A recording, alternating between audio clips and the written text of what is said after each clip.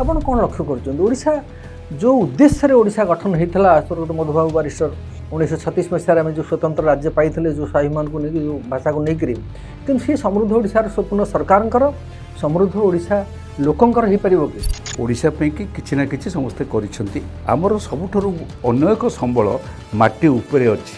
ସେ ଦୁଇଟିକ ସମ୍ବଳ ହେଲା ଚାଷ ଆଉ ଗୋଟିଏ ହେଲା ଜଙ୍ଗଲ। କିନ୍ତୁ ପରବର୍ତ୍ତୀ କାଳରେ ଏ ଦୁଇଟି ଯାକୁ ଆମେ ଅଣଦେଖା କରିଦେଲୁ।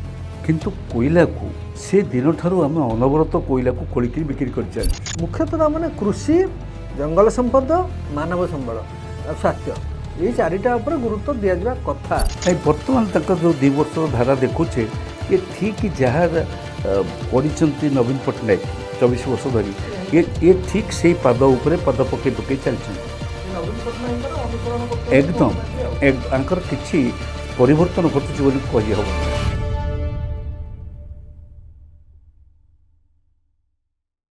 ନମସ୍କାର। ଆଜି ଆଳାପରେ ଆମ ସହିତ ଅଛନ୍ତି ଶ୍ରୀଯୁକ୍ତ ପଞ୍ଚାନନ କାନୁନଗୋ, ଓଡ଼ିଶାର ପୂର୍ବତନ ଅର୍ଥମନ୍ତ୍ରୀ। ଦୀର୍ଘ 6 ଦଶନ୍ଧିର ରାଜନୈତିକ ଜୀବନ।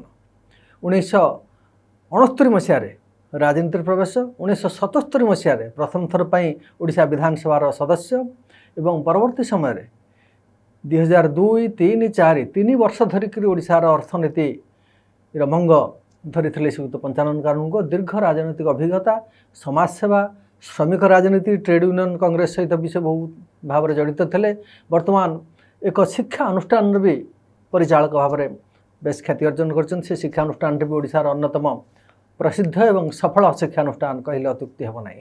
ତେବେ ଏସବୁ ବ୍ୟତୀତ ବି ଶ୍ରୀଯୁକ୍ତ କାନୁନଗୋଙ୍କର ଓଡ଼ିଶା ଏବଂ ଓଡ଼ିଆଙ୍କର ବିକାଶ, ସମୃଦ୍ଧି, ସ୍ୱାଭିମାନ ପ୍ରତି ରହିଛି ନିଷ୍ଠାପର ପ୍ରତିବଦ୍ଧତା। ସେ ଦିଗରେ ସେ ଅହରହ କାର୍ଯ୍ୟ କରିଛନ୍ତି। ଅନେକ ସ୍ୱପ୍ନ ଦେଖିଛନ୍ତି କେମିତି ଓଡ଼ିଶାର ଉତ୍ଥାନ ହେବ, କେମିତି ଓଡ଼ିଆଙ୍କର ସ୍ୱାଭିମାନର ଜାଗରଣ ହେବ। ଏସବୁ ସମ୍ପର୍କରେ ଆମେ ଆଜି ତାଙ୍କ ସହିତ ଆଲୋଚନା କରିବା।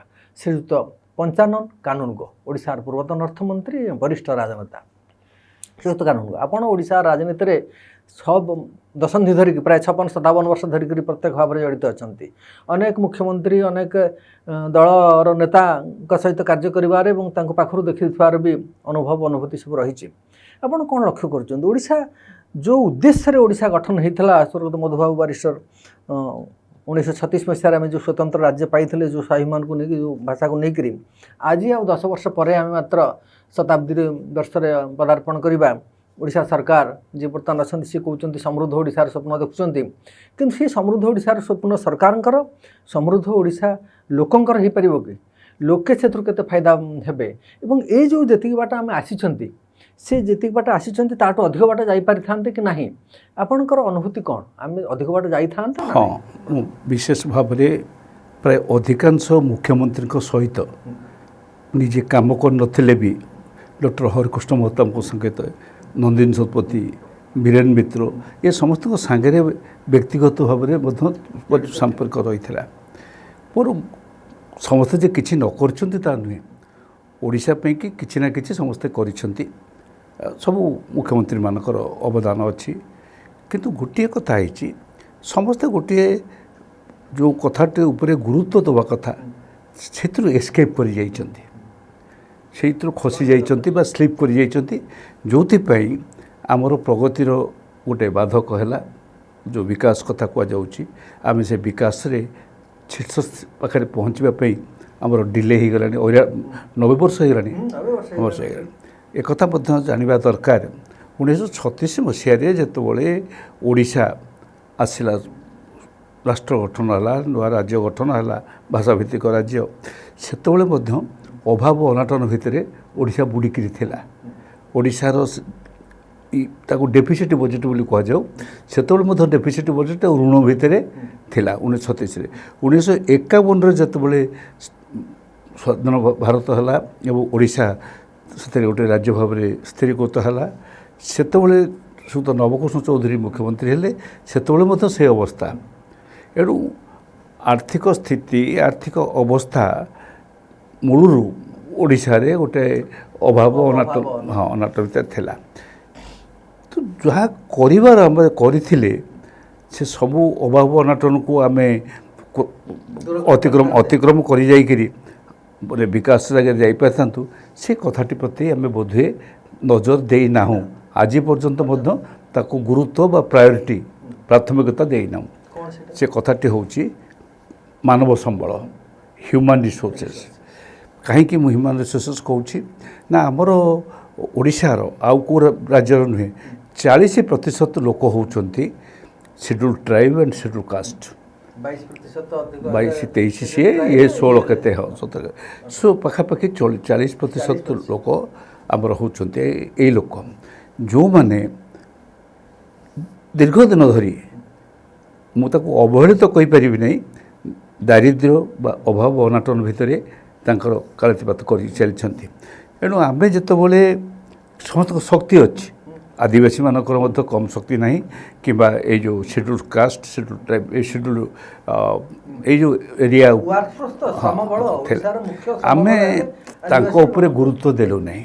ଆମେ ଗୁରୁତ୍ୱ ଦେବା ନେଲୁ ନାହିଁ କ'ଣ ପାଇଁ ନା ଆମେ ଦୁଇଟା କଥା ଯଦି ଆମେ ମୂଳରୁ କରିଥାନ୍ତୁ, ପୁରାପୁରି ଏଡୁକେସନ୍, ଶିକ୍ଷା ଆଉ ସ୍ୱାସ୍ଥ୍ୟ ପ୍ରାଇମେରୀ ଲେଭେଲରେ ତାକୁ ବିଲ୍ଡଅପ୍ କରିଥାନ୍ତୁ ଏବଂ ଶିକ୍ଷା ବିଲ୍ଡଅପ୍ ସାଙ୍ଗେ ସାଙ୍ଗେ କୌଶଳୀ ଭର୍ତ୍ତି କରିଥାନ୍ତୁ। ମୁଁ କାହିଁକି କଥା କହୁଛି, ମୁଁ ଗୋଟେ ଏକ୍ଜାମ୍ପଲ୍ ଏଠି ଦେଉଛି। ଭାରତବର୍ଷରେ ଆଉ ଗୋଟିଏ ରାଜ୍ୟ ଅଛି କେରଳ, ଯେଉଁଠି କିଛି ନାହିଁ, ମାଇନ୍ସ ନାହିଁ, ଟୁରିଜିମ୍ଟା ଆସିଲା, ଟୁରିଜିମ୍ ସେମାନେ ଡେଭଲପ୍ କଲେ, ବିଲ୍ଡଅପ୍। କିନ୍ତୁ ସେଥିରେ ସେ ବିଶେଷ ଭାବରେ ଗୁରୁତ୍ୱ ଦେଇଦେଲେ ଆମର ଆପରେ ଏଡୁକେସନ୍ ଆଣ୍ଡ ହେଲ୍ଥ।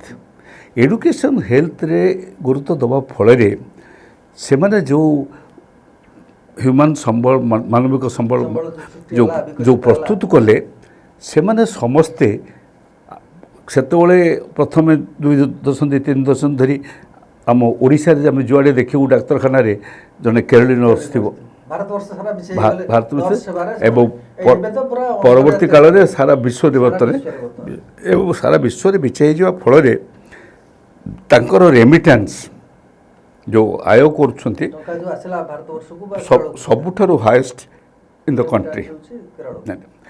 ଦୁଇଟି କଣ୍ଟ୍ରି କରନ୍ତି, ଷ୍ଟେଟ୍ କରିଛନ୍ତି, ଗୋଟିଏ ହେଉଛି ଗୁଜୁରାଟ, ଗୋଟିଏ ହେଉଛି କେରଳ। ଗୁଜୁରାଟ ହେଉଛି ବ୍ୟବସାୟ ପାଇଁକି, କେରଳ ହେଉଛି ହ୍ୟୁମାନ୍ ପାୱାର ପାଇଁ। ଆମର ସେଇ ସମୟରେ ଆମର ଯଦି ଆମେ ତାକୁ ଗୁରୁତ୍ୱ ନ ଦେବା ଫଳରେ ଆମର ସମସ୍ତେ ଦାଦନ ଖଟିବାକୁ ଗଲେ।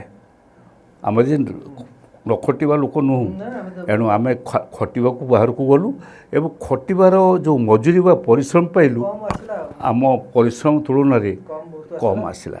ସେଇଟା ହେଉଛି ପ୍ରଥମ ମିଷ୍ଟେକ୍, ପ୍ରଥମ ଭୁଲଟି ଯେଉଁଟାକୁ ଆମେ କଲେ। ଦ୍ୱିତୀୟ ଭୁଲଟି ହେଲା ଆମର ସବୁଠାରୁ ଅନ୍ୟ ଏକ ସମ୍ବଳ ମାଟି ଉପରେ ଅଛି।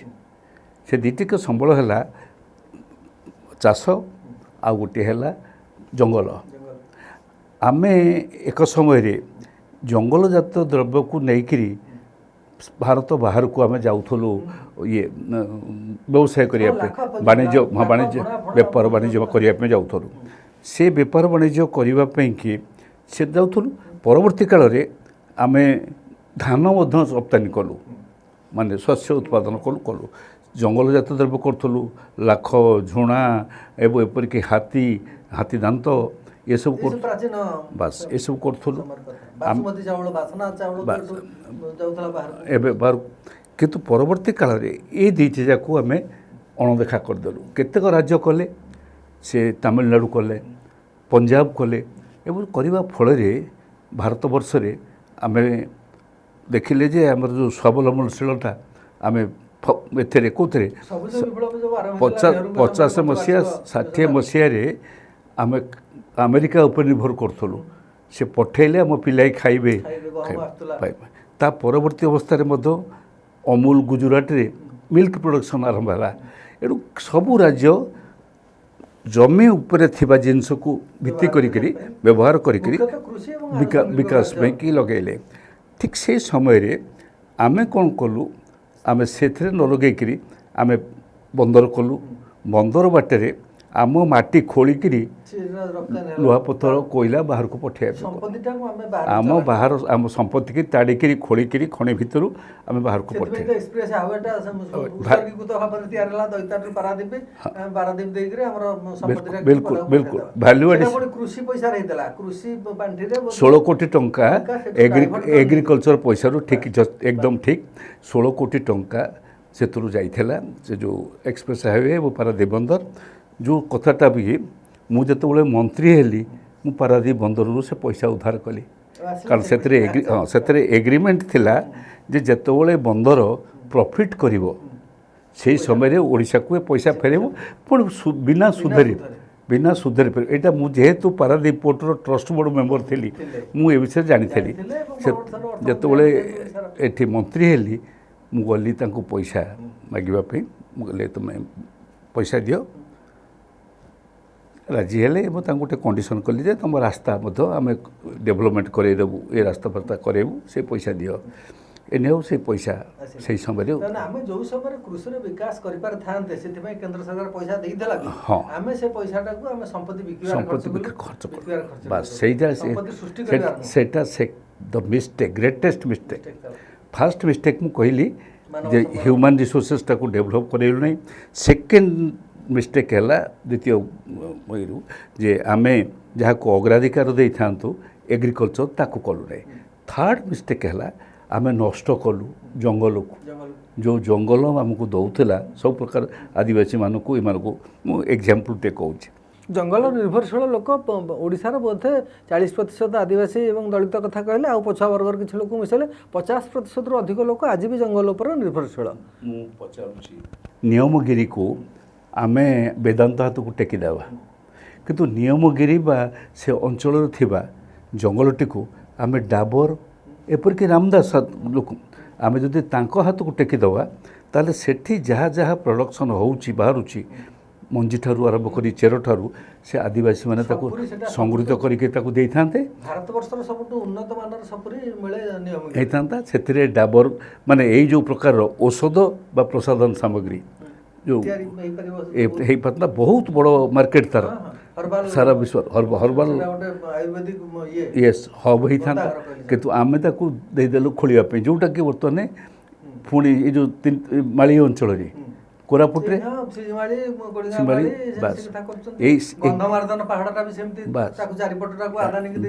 जो जंगल को जंगल रु आमे आकु पाई था पुणी देखिबा कोइलाटा हमर संपद सबुठारु भारत वर्ष रे ओडिशार संपद खनि भितर कोइला किंतु कोइला को जिते ब्रिटिश सरकार थिला कॉलोनियल गवर्नमेंट से दिन ठारू आम अनवरत कोइला को खोलिकी बिक्री कर चलचु भितर बिक्री करुँ बाहर को भी दौचु ये जो सब कारबार खनि खोलैबा जंगल नष्ट करवा ये गोटे यहाँ नेगेटिव कथा जीव पॉजिटिव कथार ह्यूमन रिसोर्सेस को डेभलप कलु नहीं तादरे शक्ति ऐड कलु नहीं वैल्यू एडिशन कलु नहीं बा आमर कुशली थिले हाँ हम सामाजिक व्यवस्था से नष्ट हो गला तेली तंती गुड़िया से आस्ता ओ यस कंसारी केते प्रकार लोक थिले जो माने कौलिक वृत्ति करी बंचुले समस्त कुशली स्किल से माने थिले यस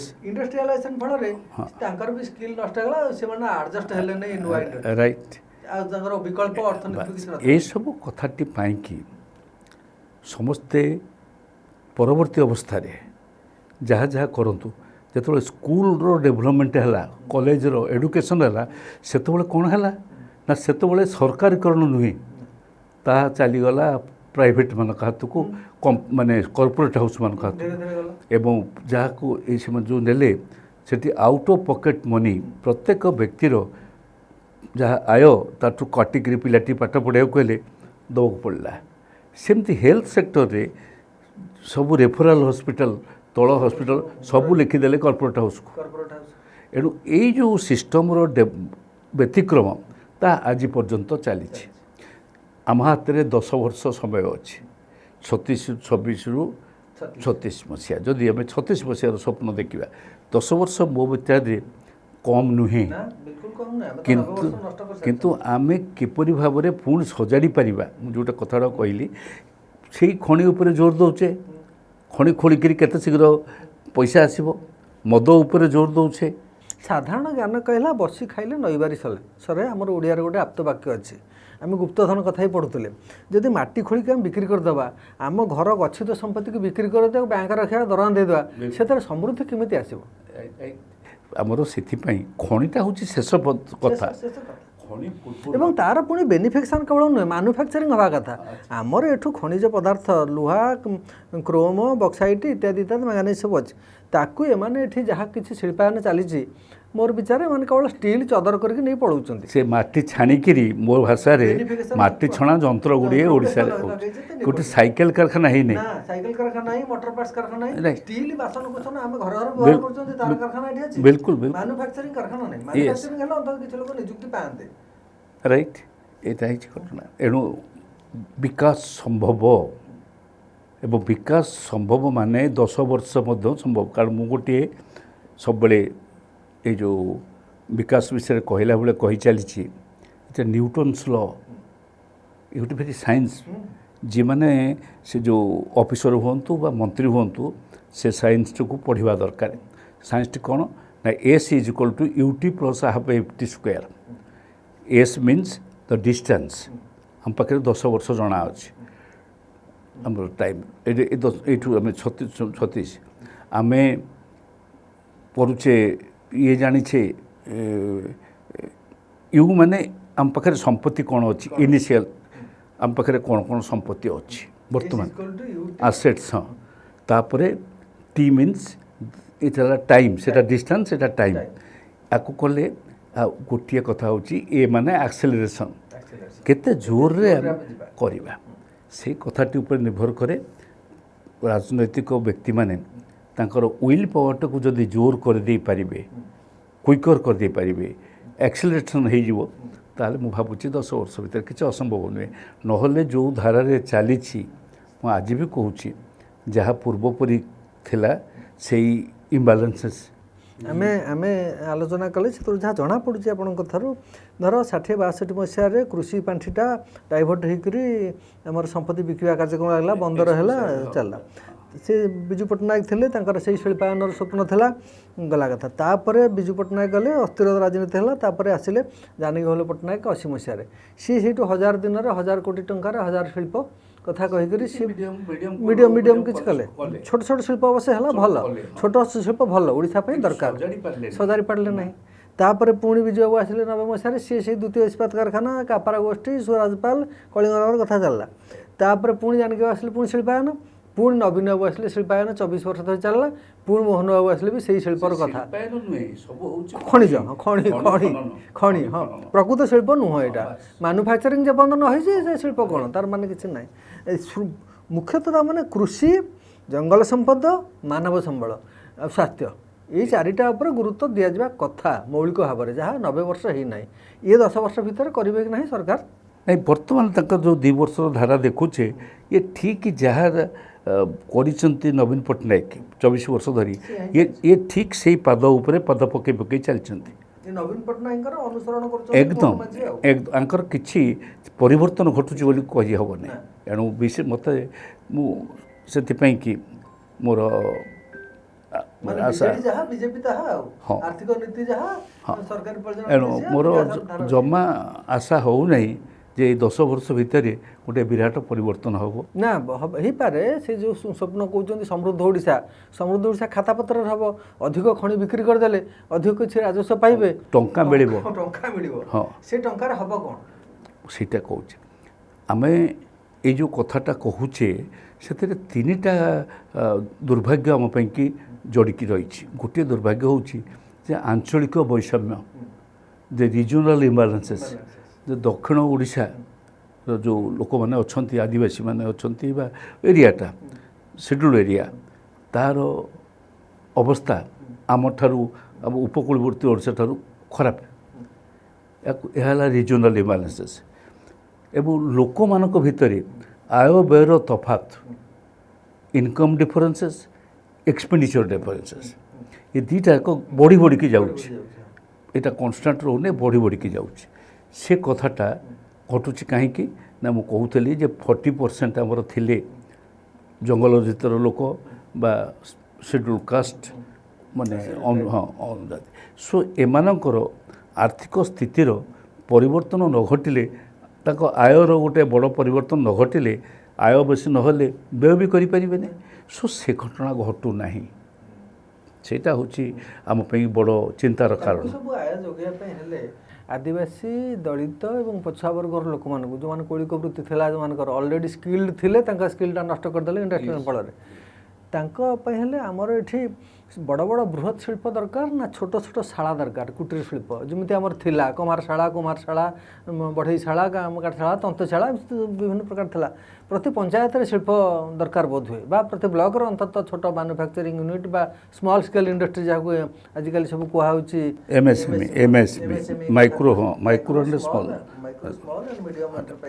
ଗୋଟେ କଥା ପ୍ରଥମ କଥା ହେଲା ଆମ ଓଡ଼ିଶାର ମୁଁ ଗୋଟେ କାଲକୁଲେସନ୍ କରିକି ଦେଇଛି ପ୍ରତିଦିନ ପ୍ରତି ମାସରେ ଆମେ ଖାଇବା ପାଇଁକି ପିନ୍ଧିବା ପାଇଁକି ଯାହା ଖର୍ଚ୍ଚ କରୁ ପାଖାପାଖି 25,000 କୋଟି ଟଙ୍କା ମାସରେ ଆମେ ବାହାରକୁ ପଠାଇ ଦେଉ ମନି ଡ୍ରେନ୍ ଆମେ ଆଳୁ ଖାଇବା ଠାରୁ ଆଳୁ ପିଆଜ ଠାରୁ ଆରମ୍ଭ କରି ଯାହା ତେଲ ସବୁ ବାହାରୁ ଆଣୁଛୁ ମାଛ ଅଣ୍ଡା ଆଣୁଛୁ ଠିକ୍ ସେମିତି ଭାବରେ ଆମେ ବାହାରୁ ଯେତେ ଲୁଗା ପିନ୍ଧୁଛେ ଆମର ଯାହା ଥିଲା କପଡ଼ା ଦୋକାନ ଥିଲା ଆମର କପା ଉତ୍ପାଦନ କରୁଛୁ ବାହାରକୁ ଯାଉଛି ସେଠୁ ତିଆରି ହେଇକି ଆସୁଛି ବିକ୍ରି ଆକୁ କଲୋନିଆଲ କନସେପ୍ଟ ଅଫ୍ ଇକୋନୋମି କୁହାଯାଏ ଔପନିବେଶୀୟ ଅର୍ଥନୀତିର ବ୍ୟବସ୍ଥା ସେଇଟା ଆମ ଭିତରେ ଚାଲିଛି 25,000 ଆମେ ଯଦି ଆମ ପିନ୍ଧିବା ଆଉ ଖାଇବାର ସ୍ୱାବଲମ୍ବନଶୀଳ ହେବା ପାଇଁକି ସେଇ କାରଖାନା ଗୁଡ଼ିକୁ ସଜାଡ଼ି ଦିଅନ୍ତୁ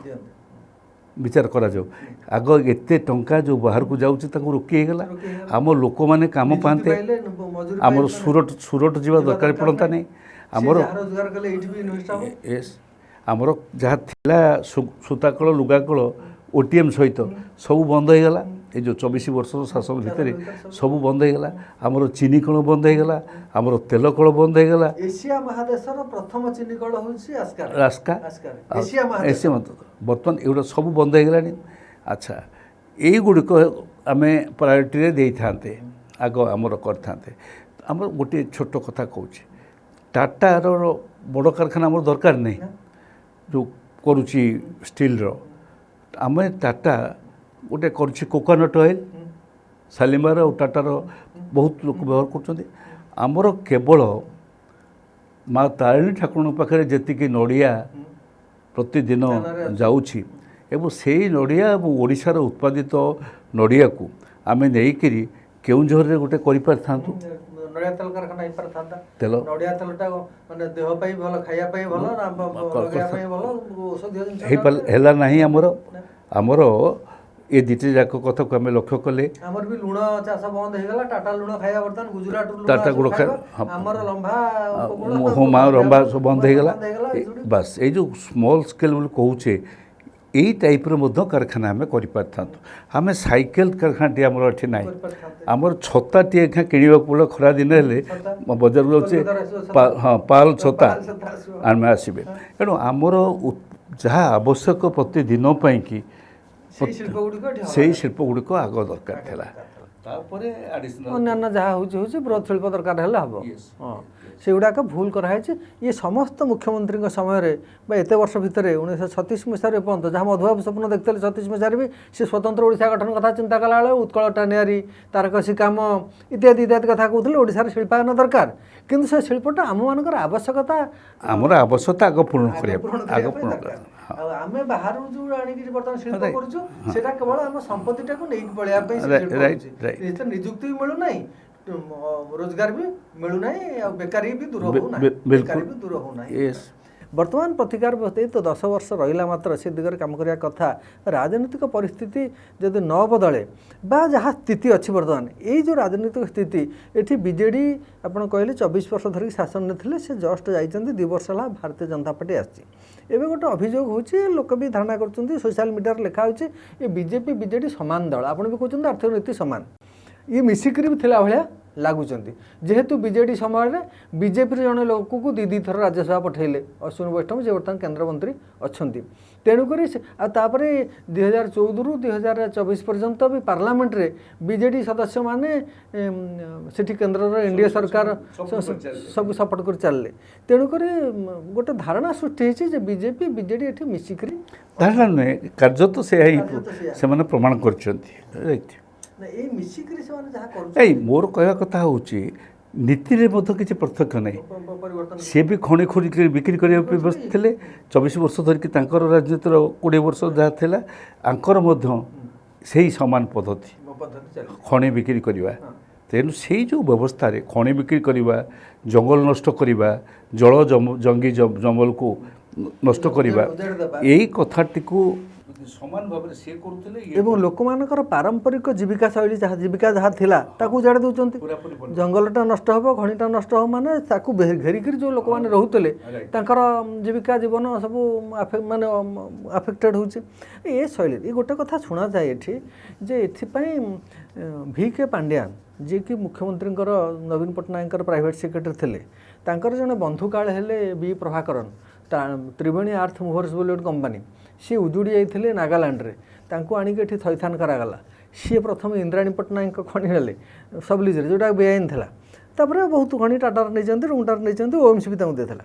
ସିଏ ଆସିଲା ପରେ ତାଙ୍କର ପରବର୍ତ୍ତୀ ସମୟରେ କର୍ମଚାରୀ ହେଲେ ଅଶ୍ୱିନୀ ବୈଷ୍ଣବ, ଯିଏକି ବର୍ତ୍ତମାନ B ପ୍ରଭାକରନଙ୍କର ପାର୍ଟନର ବୋଲି ଶୁଣାଯାଉଛି। ଇଏ ତିନି ଜଣ, B ପ୍ରଭାକରନ୍, ଅଶ୍ୱିନୀ ବୈଷ୍ଣବ, VK ପାଣ୍ଡିଆନ, ଏ ତିନି ଜଣଙ୍କର ଭିତରେ ରହିଥିବା ସମ୍ପର୍କ ଓଡ଼ିଶା ରାଜନୀତିକି ଟିକେ ପ୍ରଭାବିତ କରୁଛି କି, ନିୟନ୍ତ୍ରିତ କରୁଛି କି? କାରଣ ସେମାନେ ଖଣି କାରବାରରେ ବେଶୀ ଅଛନ୍ତି ଏବଂ ଖଣିଜ ସମ୍ପଦର ସମସ୍ତ ଫାଇଦା ବୋଧେ ସେମାନେ ଅଧିକ ନେଉଛନ୍ତି। ଏ ତିନି ଜଣଙ୍କର ପଲିସି ପ୍ରାୟ ସମାନ, ମାନେ ପ୍ରାୟ ନୁହେଁ, ଏକଦମ ସମାନ। ମାନେ କିନ୍ତୁ ସେମାନେ କିଏ? ସେମାନେ ପଲିଟିସିଆନ୍ ନୁହନ୍ତି। କଥାଟା ହେଉଛି ପଲିଟିକାଲ ଲୋକର ଯେଉଁ ୱିଲ୍ଟା, ଶକ୍ତିଟା, ତାର ଯେଉଁ ଇଚ୍ଛା ଶକ୍ତି, ସେ କଥାଟା ଯଦି ଥାଆନ୍ତା। କାରଣ ମୋର ଗୋଟେ ଛୋଟ ଅଭିଜ୍ଞତା ଥିଲା। ମୁଁ ଯେଉଁ ମନ୍ତ୍ରୀ ହେଇଥିଲି ଅନେକ ଅଫିସରଙ୍କୁ ଦେଖିଛି, ଅଫିସରମାନଙ୍କର କାର୍ଯ୍ୟ ଦେଖିଛି। ଯଦି ମନ୍ତ୍ରୀର ଗୋଟେ ଇଚ୍ଛା ଶକ୍ତି ଅଛି, ସେ କାର୍ଯ୍ୟକାରୀ କରେଇ ନେଇପାରିବ। କାରଣ ଆମେ ତ ମନ୍ତ୍ରୀ ହେଉଛନ୍ତି ଲୋକଙ୍କ ପାଖରେ ଉତ୍ତରଦାୟୀ, ଲୋକେ ତାଙ୍କୁ ମୁରବି କରିକି ପଠାଇଛନ୍ତି। ମୁଁ ଯେତେବେଳେ ଦାୟିତ୍ୱ ନେଲି ସେତେବେଳକୁ 2800 କୋଟି ଟଙ୍କା ଥିଲା ଡିଫରେନ୍ସ, ଡେଫିସିଟ୍ 2800 କୋଟି। ଆଉ ଋଣ ଜନ୍ତାରେ ବୁଡ଼ିକିରି ଛଟପଟ ହେଉଥିଲା ଓଡ଼ିଶା ଅର୍ଥନୀତି। କିନ୍ତୁ ନିଷ୍ପତ୍ତି କଲି ଯେ ନାଇଁ, ଆମେ ଏଥିରୁ ମୁକ୍ତ ପାଇବା। 4, 5, 5, 6 ବେଳକୁ ସେ କମିକିରି ସରପ୍ଲସ୍ ବଜେଟ୍ରେ ହେଲା ଏବଂ ଋଣମୁକ୍ତ ହୋଇଗଲା। ଏ କଥା ସମ୍ଭବ ହୋଇପାରିଲା, ନମ୍ବର 1।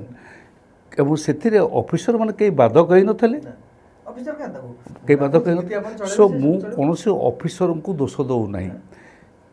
ଏଇ ଯେଉଁ 3 ଜଣଙ୍କ କଥା କହିଲା, ଏମାନେ ତ ଅଫିସର ନୁହନ୍ତି, ଏମାନେ ବ୍ୟବସାୟୀ।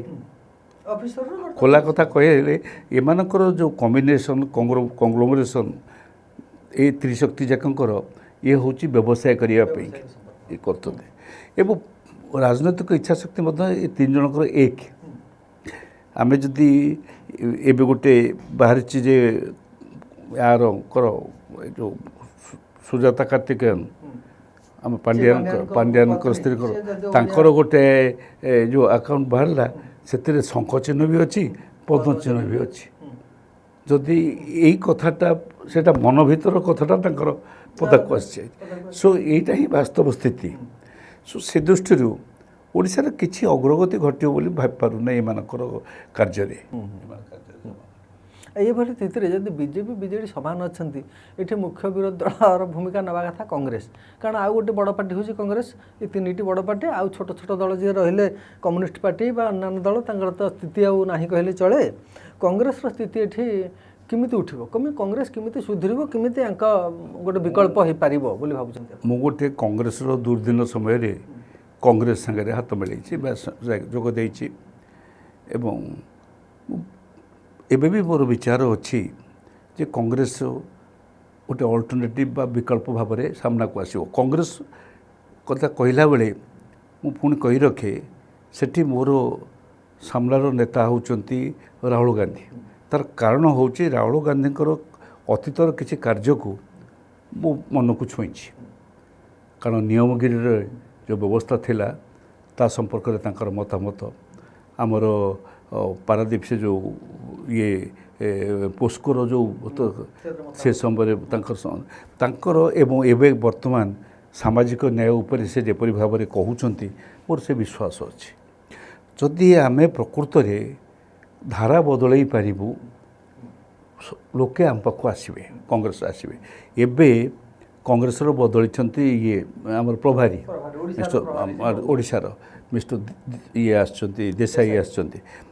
ମୋର ବିଶ୍ୱାସ ଯେ କଂଗ୍ରେସ ଯୁବକମାନଙ୍କ ହାତକୁ ଆସିଲାଣି, କମ୍ପାରେଟିଭଲି ୟଙ୍ଗର ପିପୁଲ୍ ମାନଙ୍କ ସାଙ୍ଗକୁ ଆସିଲାଣି ଏବଂ ଏହି ୟଙ୍ଗର ପିପୁଲ୍ମାନଙ୍କୁ ନେଇକରି ଯୁବକମାନଙ୍କୁ ନେଇକରି ତାଙ୍କ ଇଚ୍ଛା ଶକ୍ତିକୁ ନେଇକରି ଯଦି ଆମେ ସଂଗଠିତ କରିପାରିବା କଂଗ୍ରେସ ଆଗକୁ ଆଗେଇବ ତାହେଲେ ଓଡ଼ିଶା। କିନ୍ତୁ ରାହୁଲ ଗାନ୍ଧୀଙ୍କର ଦେଖାହେଉଛି ରାହୁଲ ଗାନ୍ଧୀ ଜଣେ ଭଲ ମଣିଷ ହେଇଥାଇପାରନ୍ତି, ଜଣେ ଆକ୍ଟିଭିଷ୍ଟ ଭଳିଆ କାମ କରୁଛନ୍ତି, ସେ ସୋସିଆଲ ଆକ୍ଟିଭିଷ୍ଟ ସବୁ କାମ କରୁଛନ୍ତି ସେଇଭଳିଆ ଆକ୍ଟିଭିଷ୍ଟ। କିନ୍ତୁ ଜଣେ ହାର୍ଡ଼କୋର୍ ପଲିଟିକାଲ ଲୋକ ଯେମିତି ଦରକାର, ବିଶେଷ କରି ତାଙ୍କ ସାମ୍ନାରେ ଯେତେବେଳେ ପ୍ରତିପକ୍ଷ ହେଉଛନ୍ତି ନରେନ୍ଦ୍ର ମୋଦି, ଯିଏ ଜଣେ ଆଉଟ୍ ଆଣ୍ଡ ଆଉଟ୍ ପଲିଟିସିଆନ୍ ଲୋକ, ତାଙ୍କୁ ମାନେ ପ୍ରତିହତ କରିବା ପାଇଁ ବା ତାଙ୍କର ମୁକାବିଲା କରିବା ପାଇଁ ରାହୁଲ ଗାନ୍ଧୀଙ୍କ ରାଜନୈତିକ ବୁଦ୍ଧି ଟିକେ ଅଧିକ ଦରକାର। ସାମାଜିକ କାର୍ଯ୍ୟକ୍ରମ ତାଙ୍କର ଠିକ୍ ଅଛି, ବୋଧେ ଆକ୍ଟିଭିଜମ୍ ଚଲାଇଛନ୍ତି ଠିକ୍ ଅଛି, ସେଇଟା ମୋତେ ଲାଗୁଛି କଂଗ୍ରେସ ପାର୍ଟିରେ ବା ତାଙ୍କ ପାଖରେ ଟିକେ ସେ ତାଙ୍କର ଯେଉଁ କାର୍ଯ୍ୟ କରୁଛନ୍ତି ବାସ୍ତବିକ ତାଙ୍କୁ ଗୋଟେ ଆକ୍ଟିଭିଷ୍ଟ ଭାବରେ ଆମେ ବିଚାର କରୁଛେ, ଲୋକଙ୍କ ଭିତରେ ଧାରଣା ସୃଷ୍ଟି ହେଉଛି। ତାର କାରଣ ହେଉଛି ଯେଉଁ କର୍ପୋରେଟ୍ ହାଉସ୍ ମାନେ ଯେଉଁମାନେ ରାଜନୀତିରେ ପଛରେ ଥାଆନ୍ତି ସପୋର୍ଟ କରିବା ପାଇଁ, ପ୍ରତ୍ୟେକ ବ୍ୟକ୍ତି ପଛରେ ଗୋଟେ ସପୋର୍ଟ ଥାଏ। ମୁଁ ଏକଥା କହିଲା ବେଳେ ମୁଁ ଦ୍ୱିଧା କରିବି ନାହିଁ। ମହାତ୍ମା ଗାନ୍ଧୀ ଯେତେବେଳେ କଂଗ୍ରେସର ଆନ୍ଦୋଳନ କରୁଥିଲେ ଟାଟା ମଧ୍ୟ ତାଙ୍କୁ ସାହାଯ୍ୟ କରୁଥିଲା, ବିର୍ଲା ବି ତାଙ୍କୁ ସାହାଯ୍ୟ କରୁଥିଲା ଆର୍ଥିକ। ସେ ନିଜେ ସେଥିରୁ ପଇସାଟିଏ ନେଉନଥିଲେ, ଭଗବାନ ମାନେ ତାଙ୍କ ସେ କଥା କେହି କହିବେ। କିନ୍ତୁ ଇଏ ମାନେ ନ୍ୟାସନାଲିଷ୍ଟ ମାନେ ବ୍ୟବସାୟୀମାନେ ତାଙ୍କୁ ମଧ୍ୟ ସାହାଯ୍ୟ କରୁଥିଲେ, ସେଇ ହିସାବ ବୋଧ ରହିଛି। ଏଣୁ ସେଇ କଥାଟା ଆଙ୍କ ପାଖରେ ଜମା ନାହିଁ। ହଁ, ଇଏ ସାଂଘାତିକ ଭାବରେ ଜଣେ ଆକ୍ଟିଭିଷ୍ଟ ଭଳିଆ ଖୁବ୍ ଜୋରରେ ଆଟାକ୍ କରୁଛନ୍ତି। ସେପଟେ ବିଜେପିର ପାଣ୍ଠି ଯେତେବେଳେ 6,000 କୋଟି ଟଙ୍କା ଉପରେ, ୟାଙ୍କର 600 ଏକ୍ଜାକ୍ଟଲି।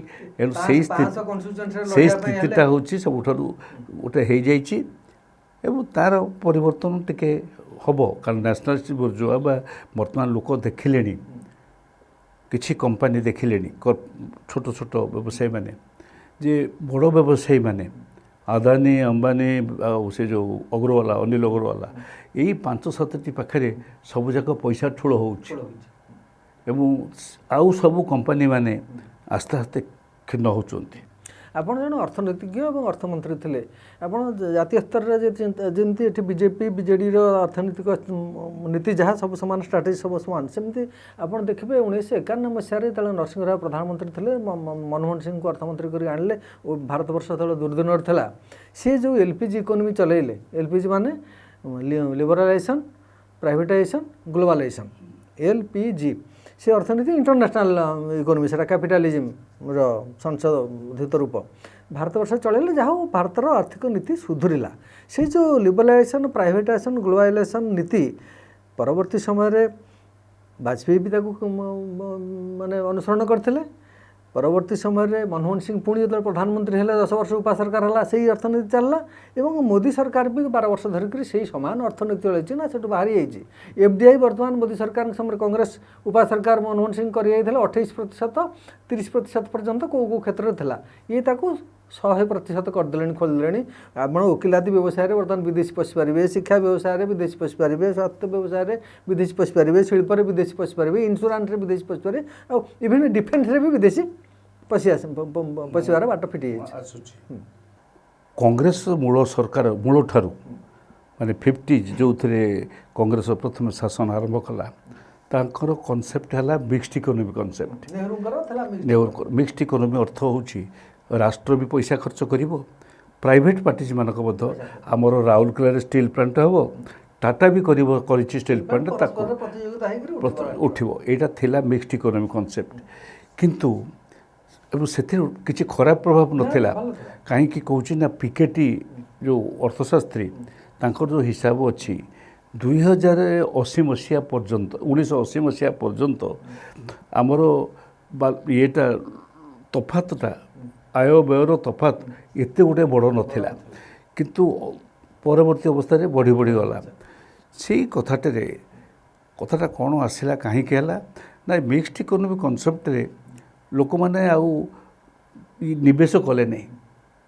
ଧରନ୍ତୁ ମୁଁ ଗୋଟାଏ ରୁଟ୍ରେ ଗାଡ଼ି ଚଲାଉଛି, ସରକାରୀ ଗାଡ଼ି, ଆଉ କିଛି ଜାଗାରେ ଇଏ ମାନେ ପ୍ରାଇଭେଟ୍ ଲୋକମାନେ ମଧ୍ୟ ସେଠି ଗାଡ଼ି ଚଲାଇଲେ, କିନ୍ତୁ ପ୍ରାଇଭେଟ୍ ଲୋକମାନେ ଗାଡ଼ି ଶୀଘ୍ର ଗତିରେ ଚାଲିଲା, ଭଲ ଚାଲିଲା, ମୁଁ ଲୋକସାନରେ ପଡ଼ିଲି। ସୋ ମୋର ଯେଉଁ ବ୍ୟବସ୍ଥା ଥିଲା କମିଗଲା, ସରକାରୀ ବ୍ୟବସ୍ଥା ଥିଲା। ସେଇ କାରଣରୁ ଗୋଟେ ଡେଭଲପମେଣ୍ଟ ହେଲା, ନାଇଁ କିଛି ବ୍ୟବସ୍ଥାକୁ ଆମେ ଓପନ୍ କରିଦେବା, ମୁକ୍ତ କରିଦେଇକରି ସେ ମୁକ୍ତରେ ତାଙ୍କୁ ଦେଇଦେବା।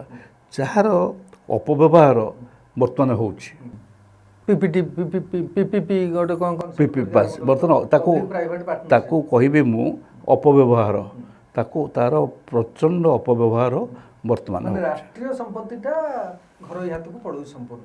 ସେ ସମ୍ପତ୍ତି ଗଲା, ଯେତେ ସମ୍ପତ୍ତି ଆମେ ତିଆରି କରୁଥିଲୁ, ନବରତ୍ନ, ନାଲକୋ, ଯେଉଁମାନେ ସବୁ ପ୍ରଫିଟ୍ କରୁଥିଲେ, ସବୁ ସମ୍ପତ୍ତିକି ବର୍ତ୍ତମାନ ବିକ୍ରି ଇନଭେଷ୍ଟମେଣ୍ଟ ଗୋଟେ କ'ଣ ଆରମ୍ଭ ହେଲା ବାଜପେୟୀଙ୍କ ସମୟରୁ ଯେ ଏବଂ ଚାଲିଛି।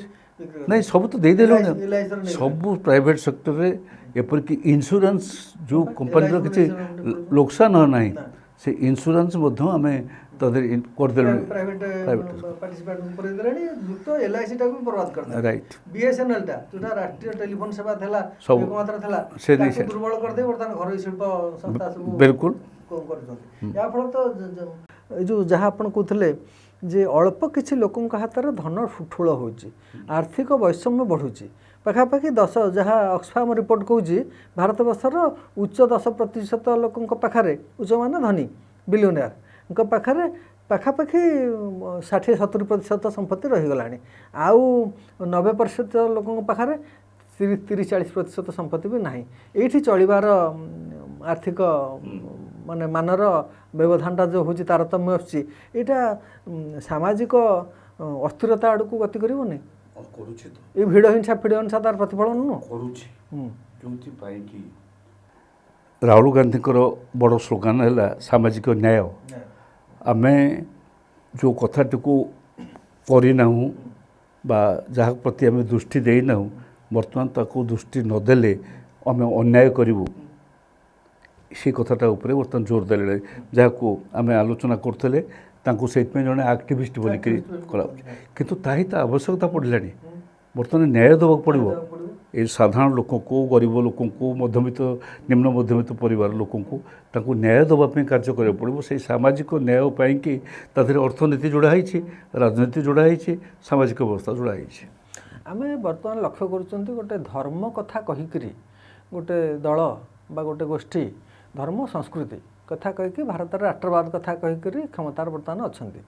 କିନ୍ତୁ ଆମର ଧର୍ମ ଯାହା ସତ କଥା, ଭାରତବର୍ଷର ମେଜରିଟି ଲୋକଙ୍କର, ଅଧିକାଂଶ ଲୋକଙ୍କର ଧର୍ମ ହେଉଛି ହିନ୍ଦୁ ଧର୍ମ, ବା ଯାହାକୁ ବର୍ତ୍ତମାନ ସନାତନ ଧର୍ମ ବୋଲି ଏମାନେ କହିଲେଣି। ସନାତନ ଧର୍ମରେ ମୁଁ ଯେତିକି ପଢ଼ିଛି, ଗୀତା ହେଉଛି ଶ୍ରେଷ୍ଠ ଶାସ୍ତ୍ର ସନାତନ ଧର୍ମର ବା ହିନ୍ଦୁ ଧର୍ମର। ସେଥିରେ ଭଗବାନ ଶ୍ରୀକୃଷ୍ଣ କହିଛନ୍ତି ଅର୍ଜୁନକୁ, ନିର୍ବୈରଃ ସର୍ବଭୂତେଷୁ ଯ ସ ମାମେତି ପାଣ୍ଡବ। ଯିଏ କୌଣସି ଭୂତକୁ ଶତ୍ରୁ ବୋଲି ଭାବିବ ନାହିଁ, ନିର୍ବୈର ମାନେ ବୈର ହେଉଛି ଶତ୍ରୁବୈରୀ, ଶତ୍ରୁ ଯିଏ ନୁହେଁ, ସମସ୍ତ ଭୂତେଷୁ ସିଏ ହେଉଛି ମୋ ସହିତ ସମାନ ବୋଲି କହିଛନ୍ତି। ଆଉ ଗୋଟେ ଜାଗାରେ ବି କହିଛନ୍ତି, ସମହଂ ସର୍ବଭୂତେଷୁ, ମାନେ ମୁଁ ହେଉଛି ହୃଦୟେଷୁ ତିଷ୍ଠତି, ମୁଁ ସମସ୍ତଙ୍କ ହୃଦୟରେ, ସର୍ବଭୂତେଷୁ ମାନେ ପିମ୍ପୁଡ଼ିଠୁ ଆରମ୍ଭ କରି ଆମେ ଯେଉଁ କୀଟରୁ ପତଙ୍ଗ ପର୍ଯ୍ୟନ୍ତ ସବୁ ବ୍ରହ୍ମ ବୋଲି କହୁଥିଲେ। କିନ୍ତୁ ଏଇ ବର୍ତ୍ତମାନ ଯେଉଁ ଧର୍ମବାଦୀ ଲୋକମାନେ ଯାହା କହୁଛନ୍ତି, ସେଥିରେ ହିନ୍ଦୁ, ମୁସଲମାନ, ଜୈନ, ଖ୍ରୀଷ୍ଟିଆନ, ସେ ପାଣ, ପଠାଣ, ବ୍ରାହ୍ମଣ, ଖଣ୍ଡାୟତ ଜାତି ଧର୍ମର ଯେଉଁ ବିଭାଜନ ଚାଲିଛି, ତାକୁ ନେଇକି ବି ରାଜନୀତି ତାଙ୍କ ପୂର୍ବରୁ ବି ଚାଲିଥିଲା। ଏଇଟା ଆପଣଙ୍କ ଦୃଷ୍ଟିରେ କ'ଣ ଲକ୍ଷ୍ୟ କରୁଛନ୍ତି? ଏଇ ଗଲା 4 ଦିନ ତଳେ ହେଲା ଖବରକାଗଜରେ ବାହାରୁଛି, ଆଜି ବି ମଧ୍ୟ ବାହାରିଲାଣି ଯେ ରାମକୁ ନେଇକରି ବହୁତ ଧମାକା ଗୋଟେ ହେଲା, ଏବଂ ରାମକୁ ନେଇକରି ଗୋଟେ ସରକାର ମଧ୍ୟ ଆସିବା ପାଇଁ ତାଙ୍କୁ ରାମକୁ ଅସ୍ତ୍ର କରିଦେଲେ। ସେଇ ଦଳର ମାନେ ସେଇ ବ୍ୟବସ୍ଥାର ସେ ଯେଉଁ ରାମଙ୍କର ପ୍ରପର୍ଟି ସମ୍ପତ୍ତି, ରାମଙ୍କ ନାଁରେ ଆସୁଥିବା ସମ୍ପତ୍ତି ହଡ଼ପ କରିଦେଲେ। ଇଏ ତ ରୂପା ଇଟା ଯାଇଛି ବୋଲି କୁହାଯାଉଛି।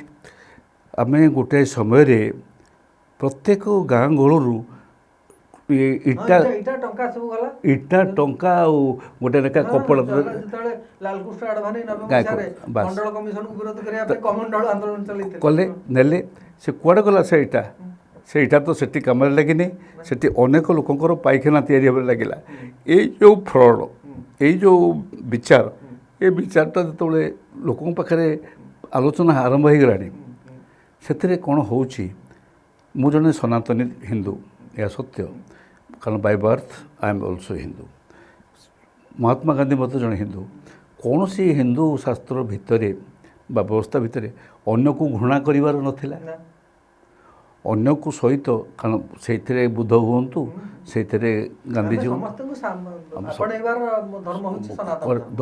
କରୁଛନ୍ତି। ଏଇ ଯେଉଁ କଥା, କାହିଁକି ମୁଁ ଏ କଥା କହୁଛି, ଯେତେବେଳେ ଆମେ ହିନ୍ଦୁ ଧର୍ମ କଥା କହିବା, ସେଥିରେ ଜାତି ସବୁ ଜାତିର ଲୋକମାନଙ୍କ ପ୍ରତି ସମଭାବାପନ୍ନ, ସେମିତି ସମଦର୍ଶୀ ହେବା, ସବୁ ଧର୍ମ ପ୍ରତି ସମଦର୍ଶୀ ହେବା ଦରକାର। ଏଇ କଥାଟା ଯେଉଁମାନେ ଆରମ୍ଭ କରିଛନ୍ତି ସେମାନେ କିଛି ଧାର୍ମିକ ବୋଲି ବିଚାର କରେନି, ସେମାନେ ଗୋଷ୍ଠୀ ବେପାରୀ। ୟେସ୍, ସେମାନେ ଏକ ଗୋଷ୍ଠୀଭୁକ୍ତ ଏବଂ ବେପାରୀ, ଏତିକି ହେଉଛି ଧରା ପଡ଼ିଲାଣି। ସେ ମନ୍ଦ ଉଦ୍ଦେଶ୍ୟକୁ ଆସ୍ତେ ଆସ୍ତେ ଧରା ପଡ଼ୁଛି। ବର୍ତ୍ତମାନ ଆରମ୍ଭ ହୋଇଗଲାଣି, ରାମ ମନ୍ଦିରରୁ ସବୁ କଥା ଆରମ୍ଭ ହେଲା, ବହୁତ କଥା ବାହାରିବ ଆହୁରି କୋଟି କୋଟି ଟଙ୍କା। ଜୟ ଶ୍ରୀରାମ କହିକିରି ବି ହତ୍ୟା କରୁଛନ୍ତି, ଜୟ ଶ୍ରୀରାମ କହିକିରି ବି ଛୁରୀ ବୁଝୁଛନ୍ତି। ବାସ୍, ରାମ ତାଙ୍କ କଥା ବୁଝିବେ, ଏକଦମ ଏକଦମ ସେ ଧରା ହେବ। ଏଥିରେ କିଛି କୌଣସି ଭାବରେ ଆମେ ପୁଣି ଓଡ଼ିଶା ପରିସ୍ଥିତିକି ଫେରିବା। ଜାତୀୟ ରାଜନୀତି ତ ତାଙ୍କ ବାଟରେ ଯିବ। ଆମେ ଓଡ଼ିଶାର ଯେଉଁ ଏଠି ଆମେ ଯେଉଁ ଲୋକ କଥାବାର୍ତ୍ତା ହେଲେ ଯାହା ଦେଖୁଛନ୍ତି, ପ୍ରକୃତରେ 40% ହେଲେ ଆଦିବାସୀ ଏବଂ ଦଳିତ, ଏବଂ ଆଉ ପାଖାପାଖି 50% ହେଲେ ଓବିସି, ଅନ୍ୟାନ୍ୟ ପଛୁଆ ବର୍ଗ, ଯାହାକୁ ଓଡ଼ିଶାରେ SCBC ବୋଲି କୁହାଯାଉଛି, ସୋସିଆଲି ଆଣ୍ଡ ଇକୋନୋମିକାଲି ବାକ୍ୱାର୍ଡ଼ କ୍ଲାସେସ୍ କଥା କହୁଛେ। ଏଇ 90% ଲୋକଙ୍କର ଉନ୍ନତି ପ୍ରକୃତରେ କେଉଁ ଅର୍ଥନୀତି ବା କ'ଣ କଲେ, ପ୍ରତି ପଞ୍ଚାୟତ ସ୍ତରରେ ହେଉ, ବ୍ଲକ ସ୍ତରରେ ହେଉ, କ'ଣ ଗୋଟେ ଭିଜନ ଦରକାର ଯେ ବେଶୀ ଲୋକ ଏଥିରୁ ଉପକୃତ ହେବେ? ଦୁଇଟା କଥା, ବେଶୀ ବଡ଼ କଥା ନୁହେଁ।